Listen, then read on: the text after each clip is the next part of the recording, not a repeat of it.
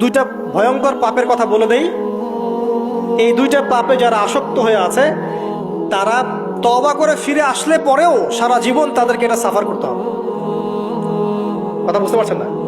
তওবা করে ফিরে এসেছেন মনে করেন, তারপরেও আপনাকে সারা জীবন এই পাপের ফলটা ভোগ করতে হবে।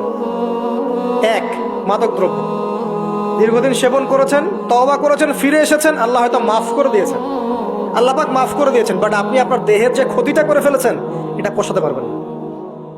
এক নাম্বার। দুই, তখন আপনি যদি বিয়ে করেন আপনি স্ত্রীকে সন্তুষ্ট করতে পারবেন না। হ্যাঁ।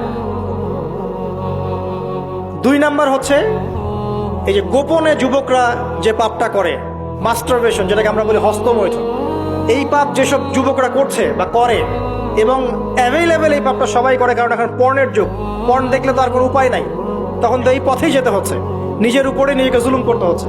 যারা হস্তমৈথুনে অভ্যস্ত হয়ে গেছে এরা যদি তওবা করে ফিরেও আসে, শরীরের যে ক্ষতিটা হয়েছে এটা পূরণ হবে না।